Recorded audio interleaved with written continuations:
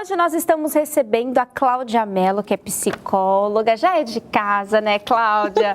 Seja muito bem-vinda aqui no nosso bate-papo, nosso programa novamente. E assim, a gente já começa conversando nos bastidores, né? Sim. E hoje a gente vai falar sobre esse assunto que assombra muitas pessoas, muitas famílias, que é quando recebe o diagnóstico, né? Qual que é o primeiro desafio que a pessoa, para um paciente que recebeu a notícia que está com câncer? Eu acredito que o primeiro desafio é ele digerir essa informação, né? Ele parar para pensar que o que eu vou fazer agora com esse diagnóstico?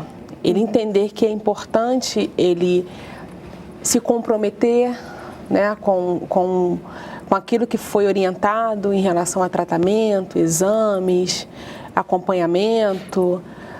Então, assim, o primeiro desafio é exatamente esse, digerir, para conseguir compreender algumas coisas, porque algumas pessoas, a mente fica tão acelerada que elas não conseguem focar naquilo que está acontecendo. Outras ficam paralisadas, sem ação. Aí é aí que a gente conta com a família, né? A família que vai ajudar ali a conduzir algumas coisas. Tem gente que acaba guardando para si também o diagnóstico, né? Guarda. Isso pode ser prejudicial para a recuperação dela? Muito. Algumas pessoas, eu estava vendo um caso que uma mulher, ela recebeu um diagnóstico de câncer de mama e ela guardou embaixo do colchão. E a família não tinha nenhuma ideia, né? Não fazia ideia do que estava acontecendo. E aí ela foi adoecendo, aos poucos ela teve que pedir ajuda, porque aí ela já estava muito mal, só que não teve muito o que fazer. Porque ela acreditou que ela fosse dar conta, né, daquela doença, até porque ela era religiosa. Então ela pediu, começou a orar em relação a aquele tipo de doença, pedindo uma intervenção divina. Você já tem o nosso telefone do WhatsApp? Nosso telefone é aqui do Rio de Janeiro, 0 prestadora 21 99151 5902. Eu vou dar uma lida aqui, que eu sei que o Francis já mandou uma mensagem hoje. Pois é, o Francis já apareceu aqui falando assim, já fez o seu, Gabi, seu exame? Olha só, Francis. O indicado é fazer o exame de toque, né? Já está falando até para as mulheres. O exame de toque todo mês, né? Tá lá no banho, faz o exame de toque todo mês. Agora, o exame que é as mulheres com menos de 40 anos, ultrassom na mama, conversa direitinho com a sua médica, ela vai te orientar. Ou mulheres acima de 40 anos para fazer a mamografia, né? Esse daí você faz uma vez por ano, como rotina, tem que fazer. Se eu já fiz o meu ainda está valendo, não deu um ano ainda. Então, quando eu estiver quase vencendo, eu já estou lá na minha médica para pedir o encaminhamento e fazer o meu exame, que eu faço todo ano também. Faz todo ano também, né, doutora? Sim, sim. Até porque eu tenho um histórico, né, familiar, e a gente tem que ter esse cuidado. Aí tem que ficar mais atento, né? Sim. Aí você não precisa chegar aos 40. Você pode ir fazendo isso antes, né? Então, você com a sua ginecologista, você passando essas informações, ela vai ficar muito mais atenta, que vai precisar pedir sim a cada 6 meses. Olha aí. Cada caso é um caso. Cada caso é um caso. Sim. Agora, já que a gente entrou nesse assunto de exame, tem as mulheres que morrem de medo de fazer a mamografia. Vai na médica, só pede a ultrassom, né? Do útero e tudo mais, e da mama, fica morrendo de medo de fazer. Isso daí é um pouco do medo, né? De ter o câncer. Como lidar com isso, na doutora? verdade, tem o medo, mas também o senso comum, eles falam desse exame como fosse algo assim terrível, machuca, é muito ruim, dói muito. É um exame que realmente é desconfortável, mas é possível você fazer. Então, esse medo, eu vou fazer, será que vai aparecer alguma coisa?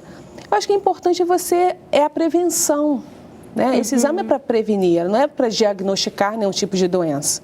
Então, é você olhar para esse exame de uma maneira muito simples, é como um qualquer, só que é um exame da sua mama. Mesmo se a sua médica não pedir esse exame, eu acho que é importante você falar, porque alguns médicos também deixam passar despercebido. Acabar passando, né? Um paciente atrás do outro, né? Exatamente. E tem médicos que acabam não passando informações da maneira correta para o paciente, porque o paciente não vai buscar uma psicóloga para procurar saber sobre o exame da mamografia.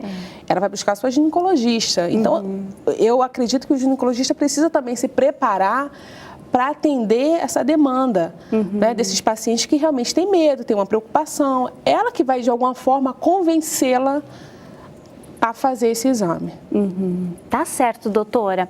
O Francis também fez uma pergunta aqui, mas não vai caber no nosso bate-papo, porque aí teria que trazer um médico que cuida do câncer. Exato. Perguntando sobre o câncer na mama do homem. Eu cheguei a ler alguma coisa por aí. Não é muito comum, mas existe. Não é comum, sim, né? O homem também precisa também lembrar do histórico familiar, né? E também fazer o autoexame, né? Axilas, a mama, ele também precisa ter esse cuidado. Precisa ter esse cuidado, Sim, né? isso é muito importante. E um serviço que a gente acaba prestando aqui no CJC Online é esse, né? De cuidar da saúde como um todo. A gente trouxe o dentista aqui também, então cuidar da saúde bucal, cuidar da saúde do corpo todo e também da saúde mental, emocional, né, doutora? Porque a gente entende que o câncer está muito vinculado às emoções, né? Algumas vivências que o paciente já teve e não digeriu nesse processo, né? Eu tenho pacientes que, assim, tem uma vida super saudável, sempre teve uma vida muito saudável em relação à alimentação, atividade física, não ingere nenhum tipo de drogas. Quando eu falo de drogas, estou falando de álcool, maconha, cigarro, enfim. Tudo, né? E chegou com câncer de mama no consultório. E quando você começa a olhar para a história da pessoa, daquela mulher, você entende que é uma mulher que ela tem raiz de mágoas, né? Raiva, rancor, enfim. Ela foi retendo tudo isso e de alguma forma, trouxe esse prejuízo para ela. Então, acho que é muito importante você não cuidar só do externo, precisa cuidar do interno. Se você tem alguma questão emocional, busca ajuda, fala sobre isso, pede perdão, libera as pessoas. Verdade, né? Seja feliz, viva a sua vida da melhor maneira. Sem esse peso todo, que só vai te adoecer. Carregando pessoas, né? Pra quê? Exatamente. Pra que carregar pessoas? Sabe que eu tava, onde que foi? Acho que foi a Ana Paula Porto, nossa gerente aqui da Graça Music, e ela deu uma explicação muito legal. Ela falou assim, perdoar é você soltar o pescoço da outra pessoa, sabe? Sim, Achei sensacional, é muito isso, né? Porque é um mal que você faz pra si e pra outra. Tanto ódio tá lá. Vive ali em função daquela pessoa. Exato. Você está o tempo todo com a sua mente e com as suas emoções presa a uma situação. É lembrar uma situação. Será que essa pessoa não tem outras qualidades? Será que essa pessoa é ruim de tudo? Né? Olhar para ela de uma maneira mais generosa. Todos nós somos falhos, né? Exatamente. Tá vendo, gente? Olha, prevenção também como um todo. Cuide da sua saúde emocional, cuide do seu corpo, cuide de você como inteiriço, né? Da sua vida espiritual também. É bom você se prevenir. É assim que se previne, né? Se cuidando de tudo. Agora, doutora, antes da gente ir para o intervalo, eu queria falar um pouquinho sobre até onde a aceitação da doença ela pode ajudar no tratamento. Porque não é fácil aceitar, eu tenho câncer, né? Meu marido tem câncer, minha mulher tem câncer, minha mãe tem câncer. É difícil aceitar, mas até onde essa aceitação pode ajudar no tratamento? A aceitação, eu vejo a aceitação é igual a cura. Olha só. Porque quando você aceita, você encara o processo. Né? Encara o processo que é medicação, radioterapia, enfim, a queda do cabelo. E quando a gente fala queda do cabelo, a gente pensa só nesse cabelo aqui, né? A gente fala de cílios, sobrancelha, enfim. Você é uma depilação por completo, né? Misericórdia de rir assim, mas é verdade. Mas aí a gente fala sobre aceitar a doença, e eu falo que aceitar é igual a cura, porque quando eu aceito, eu busco ajuda. Eu compreendo o que está acontecendo. E você não pode ficar presa a um diagnóstico, a um só médico. Você precisa ouvir outros para você ter uma segurança maior e melhor daquela situação. Porque, na verdade, é com você que está acontecendo. Você que tem que ter todas as informações, não o outro. Né? Se é com você que está acontecendo, você precisa buscar ir fundo nesse processo. Psicólogo é a mesma coisa que psiquiatra? Sempre tive essa dúvida. Será que o psiquiatra é aquele psicólogo que pode receitar? Não. O psiquiatra, ele é um médico, né? Ele fez a formação de medicina e se especializou em psiquiatria. Só um médico pode receitar. Só o médico pode indicar uma medicação, administrar uma medicação ao paciente. O psicólogo, ele precisa, dentro do processo de terapia, compreender se o paciente precisa ou não de um atendimento psiquiátrico. Entendi. Então, dentro de uma avaliação, você vai observar, não, esse paciente, só a terapia não vai dar esse suporte que ele precisa. Então, eu vou encaminhá-lo. É dessa forma que acontece. Então, o ideal, algumas pessoas preferem ir direto no psiquiatra, mas o que você aconselha? Uma pessoa que está com esse diagnóstico, ficou sem chão, tanto ela quanto a família, procura um psicólogo ou um psiquiatra? Um psicólogo, porque, na verdade, ela precisa falar sobre essas questões, dos seus medos, das suas angústias, né, das suas preocupações. Então, dentro de um processo psicológico, você vai ali orientando, ajudando ela a compreender essa fase, porque é uma fase, tudo passa, né? Se ela buscar uma medicação, ela não precisa de uma medicação psiquiátrica, porque na verdade existe uma causa ali, né? Existe esse sofrimento ela vai conseguir elaborar colocando, expondo, igual a gente fala, vomitando no consultório, e só um profissional de psicologia consegue dar esse suporte para esse paciente. E a faixa etária do paciente interfere na parte psicológica? Depende muito, né? Quando eu falo depende muito da estrutura desse paciente. Pode ser uma mulher com 50 anos, 60, ter um diagnóstico e entrar em depressão, ficar muito mal, e pode ser uma menina com 15 anos, né? Porque essa doença, ela não tem ninguém está livre dela, infelizmente. Então, assim, não importa a idade, importa como esse paciente está, qual a estrutura psíquica dele, né? Qual o suporte que ele tem, como é que ele vê a vida, qual o olhar dele para a vida. Se for uma pessoa muito pessimista, né, nas coisas básicas, com um diagnóstico desse, realmente essa pessoa vai ter muito mais dificuldade de digerir e de administrar tudo isso. Tá certo. E outra coisa que a gente pode falar é sobre a vaidade na mulher. Sim. Porque, que nem a nossa entrevistada de ontem, ela falou que quando ela recebeu o diagnóstico, começou a fazer o tratamento, ela sabia que ia perder os cabelos, né? Sim. Então ela combinou com uma amiga dela, cabeleireira, tal, para tirar foto, e cada semana ela fazia um corte diferente, porque ela sabia que ia perder, Sim. né?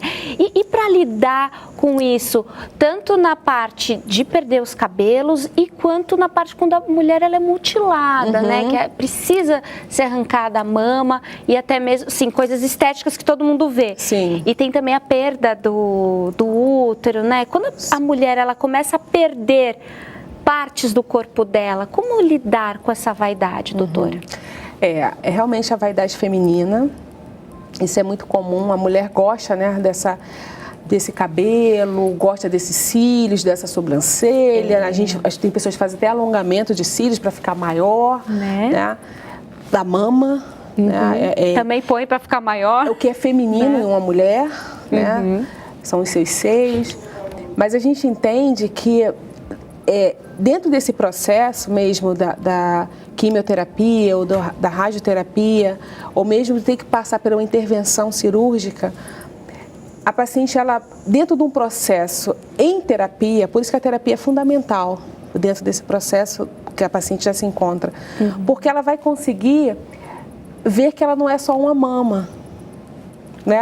Ela vai se olhar de outra forma, ela vai descobrir belezas que até então ela não tinha acesso, que talvez seja a sua voz, a sua inteligência, a sua forma de lidar com o outro, o seu sorriso.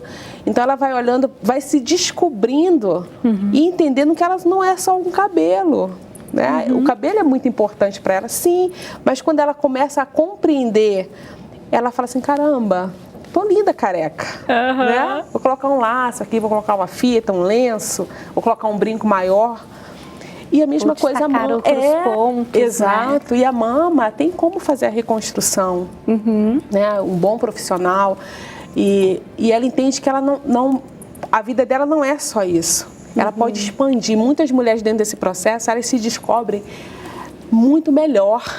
Isso é muito louco falar. Não é? Ela se descobre muito mais bonita, muito mais generosa. Ela se sente até muito mais atraente, porque o outro já não está olhando para o seio, está olhando para ela. Olha só que lindo. Para aquilo que ela tem de melhor, aquilo que as pessoas não viam antes. Então, assim, é um processo muito lindo. É doloroso, mas quem está ali perto, acompanhando, você vai vendo esse processo. Eu falo que é aquela semente que vai se descobrindo e crescendo, se né? descobrindo. Isso aí, porque ela não vai ser uma outra pessoa, ela só vai trazer o que está dentro para fora. Eu acho que todas as pessoas tinham que fazer terapia, né, doutora? Eu sou suspeita em falar. Porque melhora em tudo. Eu sou suspeita em falar. Realmente tudo é na importantíssimo. É importantíssimo. Tá certo. E para quem quiser procurar os seus serviços, quiser entrar em contato, tirar uma dúvida de repente, Sim. faz como, Cláudia? Tem o meu número, né, que é o 8706-0959, Tá ali, pode colar no vídeo. que eu nunca sei. Eu sou muito ruim para gravar os números. Mas, enfim, pode sim entrar em contato, né, que é o número do WhatsApp, você pode enviar mensagens, ali eu te passo o endereço, vejo qual o melhor dia para você. Sensacional. Cláudia, muito obrigada pela sua participação. Obrigada. Como sempre, é maravilhoso ter você aqui, viu? E você aí de casa, obrigada por ficar com a gente. Olha, amanhã tem CJC Online aqui também. E se lembre, semana que vem, ó, tem aulão aqui. Eu e Evandro estaremos recebendo aulão. Nós estaremos como alunos aqui, gente. Já pensou como é que vai ser? Vai ser demais. Então, fica com a gente, manda suas questões, dúvida, aquela coisa que você não entendeu direito, quer compreender melhor, o professor vai explicar aqui ao vivo para você. Então, se prepare, semana que vem, aulão pro Enem, aqui no CJC Online. Eu vou ficando por aqui. Beijo grande no coração. Tchau, tchau.